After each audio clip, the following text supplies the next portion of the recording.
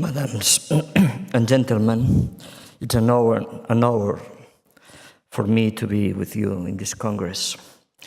My gratitude to the House of Terror and her director, Dr. Maria Smith. Also to my dear friend, Dr. Thomas Stark, who proposed my participation in the Congress. I have in front of me 24 pages of text, but don't worry. Organizers has prudently advertised to me that I must not torture you, my dear sirs and madams, and I will accomplish. The great Spanish historian Ramón Menéndez Pidal,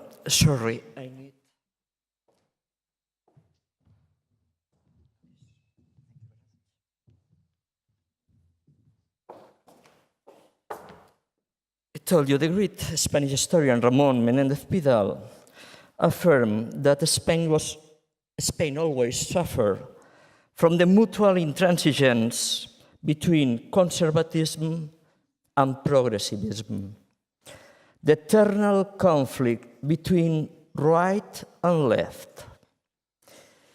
He wondered himself, will finish this sinister desire of eliminate the adversary? An answer, terrible times run.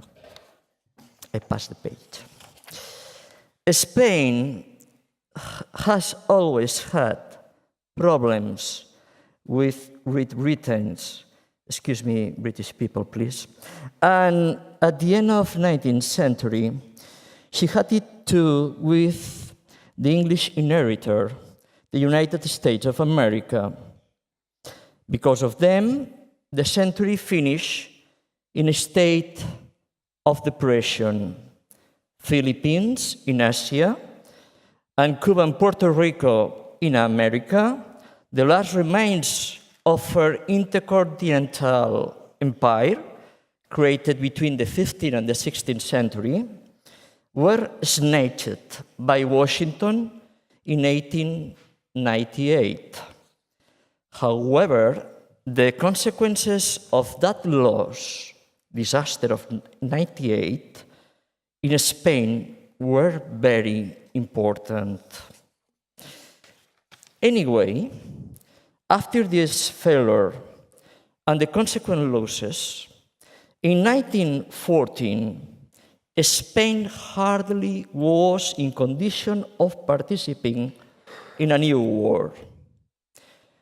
There had passed few years, and under her traditional agrarian system and the problems that generated the maintenance of the protectorate of Morocco, the nation lived in a state of semi-depression. The philosopher José Ortega y Gasset wrote that Spain lacked the health since the Visigoth invasions, because after them, there were no minorities able to have any influence in the nation, always disobedient to be managed.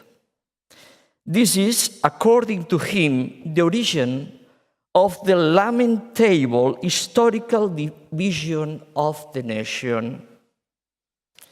According to Menéndez Pidal, the right-wingers follow seeing the dissidents not like an integral part of the nation, but like enemies of her. They denominated them the anti-Spain. And concerning to the left-wingers, it dominated between them the same attempt of eliminate the adversary. They alone, Menéndez Pidal followed, were the same unique nation. The contraries were depreciable.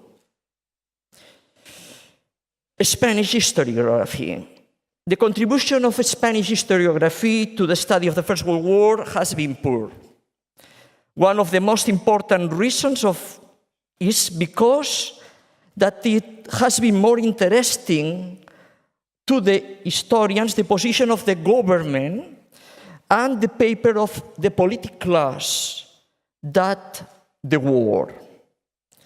There is no doubt that the public opinion had a worse impression of the politicals during the reign of Alphonse XIII, 1902-1931, the monarch who, because of his mistakes and those of his governments, would drive the nation to the Second Republic, 1931-1936, the previous stage of the Spanish Civil War, 1936-1939. The First World War was the first great historic event of the 20th century. After the war, nothing would be like before. Spain did not enjoy the war. Was one of the 6 European countries that maintained the neutrality. However, that did not mean that Spain could leave herself out of what was happening in Europe. The Spanish character, hard and passionate, took part for one or other faction. In general terms, the privileged social sectors, middle agrarian classes, the nobility, the church, and the army took part for the central powers. The intellectuals, the commercial and industrial middle classes situated in Catalonia,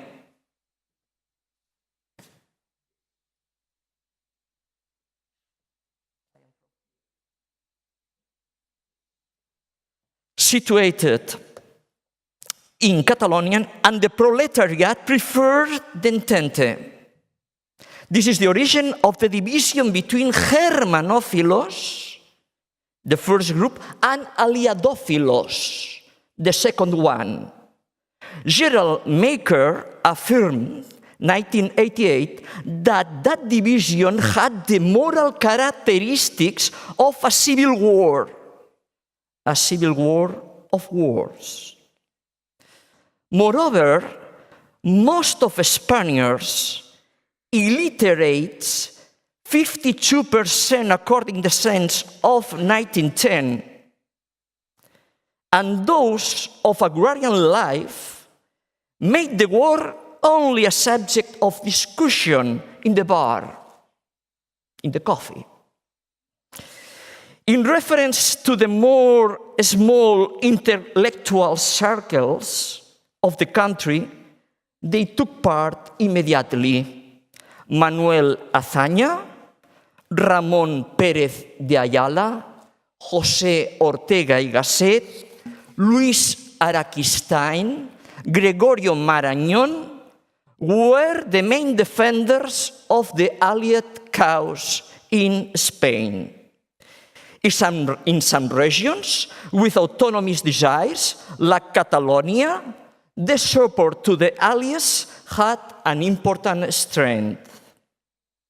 The man who had been the principal of the German College of Barcelona still 1915, Otto Berlitz, complained in 1917 that Germany had penetrated few on the Spanish pre-war culture and society, and that the Germans who were living in Madrid or Barcelona had maintained passives closet in them social circles.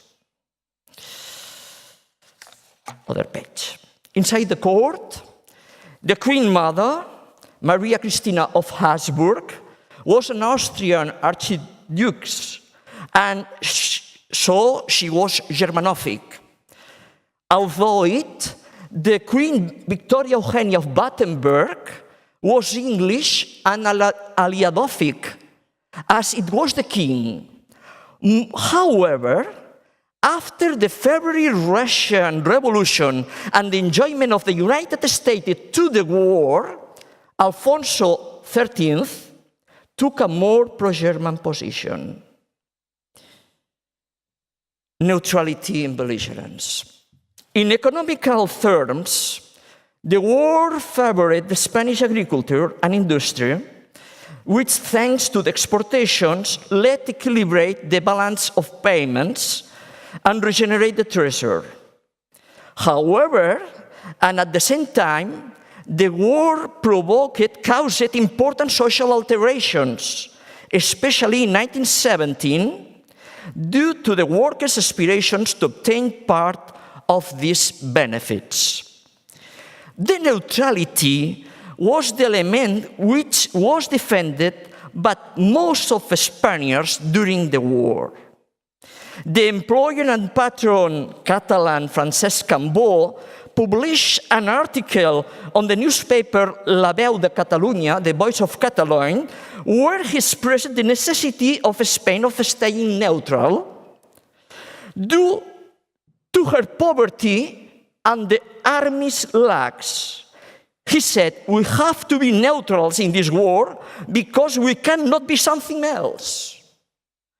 The Nobel Prize Santiago Ramon y Cajal, neurological scientific, voted too for the neutrality.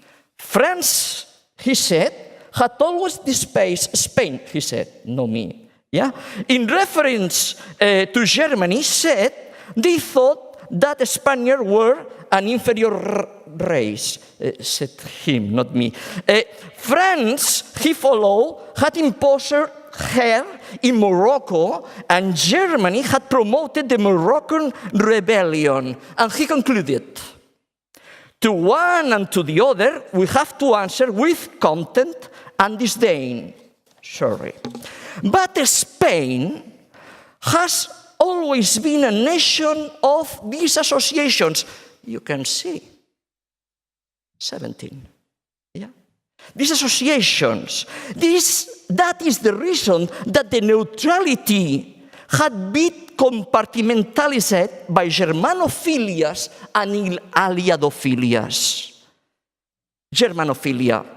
During the war, the Germanophilos had to act against the accusation that they were defending an ignorant nation who wore through her faith on blind obedience and on militarism. The Germans, in the opinion of a part of Spaniards, gave precedence to the material over the spirit. This is the reason why Germanophilos created an idealized image of Germany based on the quantity. Over 65 Nobel Prizes, 17 had been for Germans, compared to only 13 for France and Britain together. Another argument was the supposed superiority of the German culture over the French one, the supposed. Moreover, it was evident that Germany had been pioneer in social advances due to the legislation that was introduced by Bismarck and the measures which were established by Wilhelm II. Another argument of Germanophilos was that Germany was the center of the middle class's qualities, while France was the nation of immorality. In regions with a very important influence of the church and the confessional parties, like Navarra or País Basque, yes? The publications in favor of Germany almost controlled the information on the war, of the war. Alliadophilia. However, in Spain, the Alliadophilos had always more possibilities to win. They were more, and they had the best thinkers, and they were more tenacious and proselytizing. And although most of the names of the intellectual Spanish war were of German education, Ortega y Gasset has studied in Marburg and Leipzig, he declared himself in favor of the Allies. To specify, on 18th of January 1970 was born an Germanophile League. Its manifesto said the League wants to battle the obscurantist forces the time and the history drags. The League conceived itself as an instrument of civil fight, a new organ of the Spanish democracy and liberalism. Their own words, yes? The intervention, I don't know how much time I have. 2 minutes? Oh, it's impossible for me. Has in the middle, 2 minutes. I don't will speak about intervention. This is not important. 2,000 volunteers fought in the Allied ranks with France. I am faster and faster. We don't know how many Spaniards died in the First World War and how many were Catalans. We have a sculpture in Barcelona in their honor. Government and diplomacy, Eduardo Dato, the president, bet for the neutrality in August 1914, but first count of Romanones in December 1915 involved a clear preference for France. German embassy worked against him.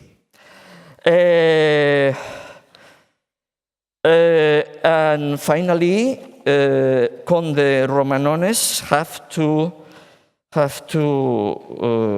left the power.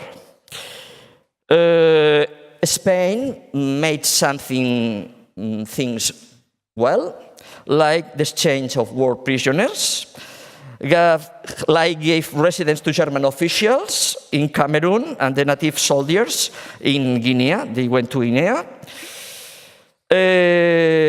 Germany wanted that Spain goes into the war and offer Tangier, the French Morocco, Algeria, Portugal, his colonies, Gibraltar, a compensation and a financial help.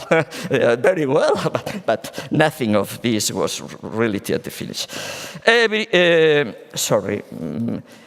Germany, when Conde Romanones went to the side of France, acted brutally. Still that moment, her submarines had sunk 8 ships. From that moment, the Germans sank 75 ships, the 20% of the Spanish merchant tonnage. Finally, Marquess Romanones fell in 19 April 1907, and Marquis of Alhucemas, Rafael García Prieto, formed a new liberal government, and the nation maintained strict neutrality. I have to finish. Yes.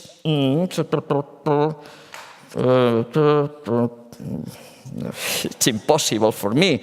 The press... Gibraltar, but I cannot talk about Gibraltar. Spain was extremely weak, and I want to finish.